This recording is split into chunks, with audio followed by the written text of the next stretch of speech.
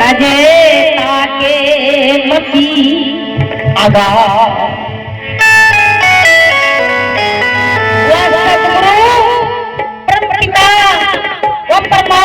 सदगुरु जो कहते हैं ब्रह्म, वो ब्रह्म की जानने वाला हद बेहद छोड़ को अगाध मति वाला वो सदगुरु, उनको मति अगाध है। बाबा जरा बाबा आज्ञा दीजिए, जरा बाबा भोजन कर लीजिए।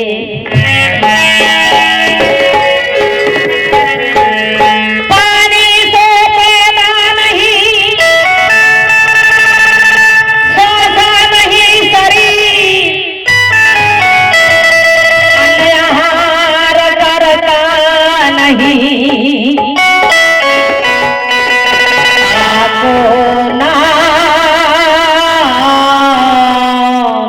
कभी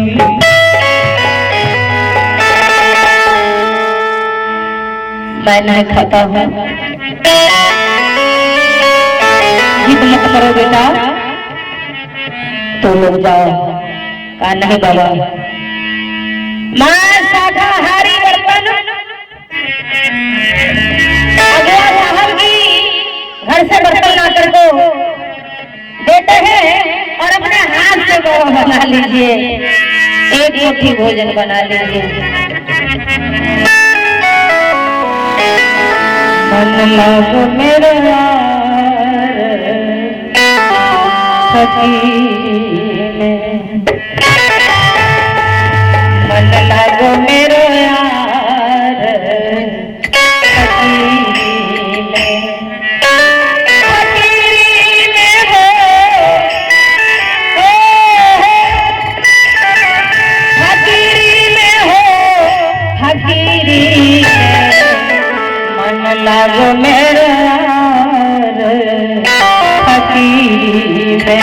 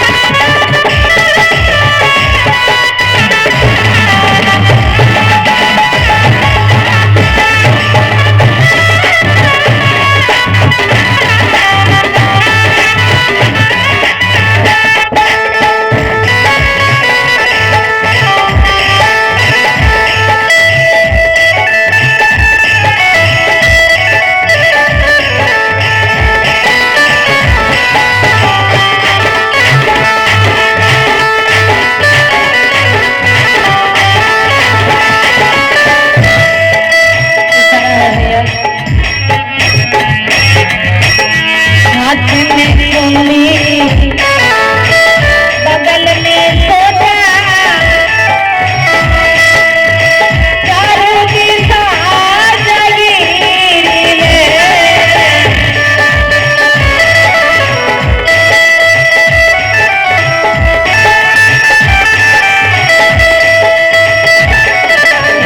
हाथ में चुन्नी बगल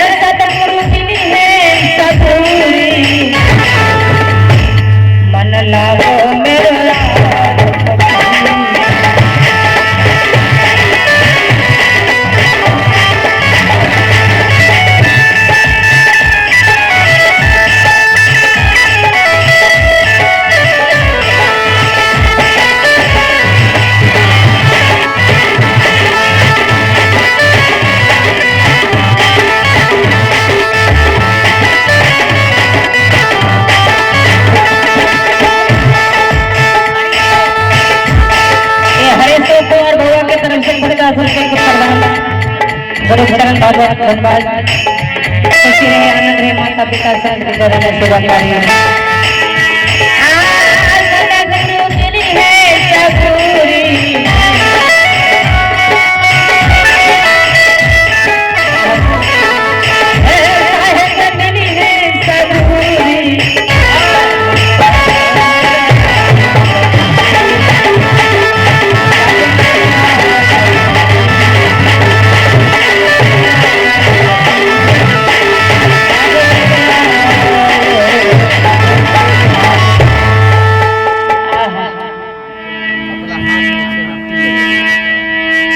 रानी 1 करोड़ बर्तन ला कर को रख देती है और 1 मुट्ठी दाल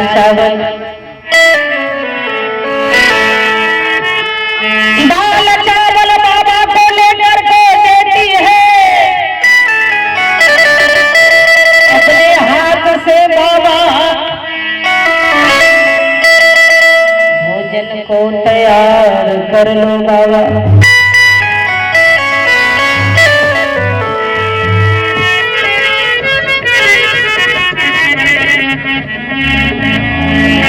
सगुना दाल चावल फेंट ले। सदगुरु कबीर साहब अपने कमंडल के जल लेकर को भर देते हैं साहब। और दाल एक बगल और चावल एक बगल बन रहा है। जब बन गया करोड़नी को कह रहे हैं बेटी है बेटी ले लो और दोनों दिन खा लेना। जाओ बेटी दोनों जीव खा लेना। बाबा जरा एक भोजन कर लीजिए बाबा, भोजन कर लीजिए। गया करोड़नी एक बर्तन में निकाल कर दोनों जीव प्रसाद को पाने लग गई। पाते एक मुट्ठी चावल की प्रसाद सठ नहीं रहा है दोनों जीव। हे करोड़ी इस प्रसाद को रख देते हैं, फिर दोनों जीव कल शाम को आए तो फिर खा लेंगे। चलो और हे पति करोड़ी जरा आज्ञा दीजिए जे संत बाबा का एक मुट्ठी सेवा हम कर ले हाथ से तो हमको फल हो जाएगा। जरा आज्ञा दीजिए पति। पति के हुक्म मानने वाली जितनी नारी है जितनी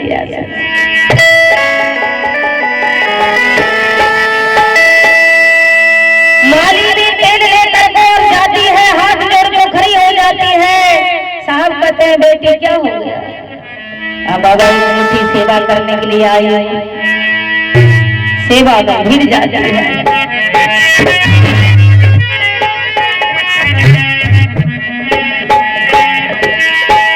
सेवा में भिड़ जाती है, सेवा कर रही है।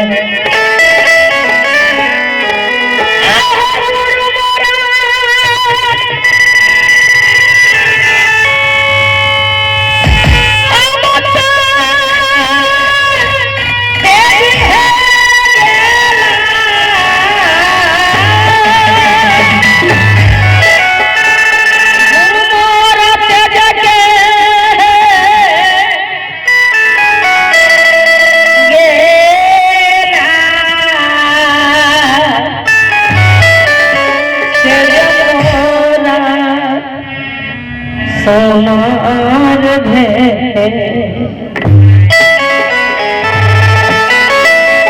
आहे मनो सजनी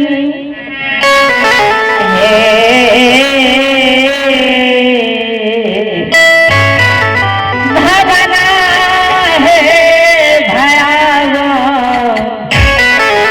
निंदन हिया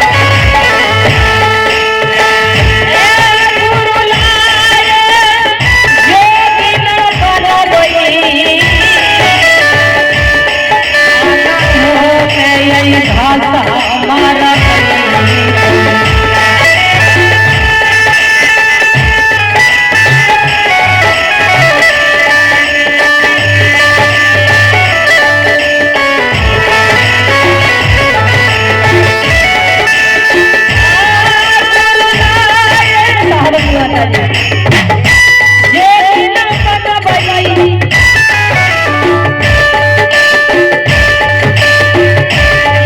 आंगनों में भस्मर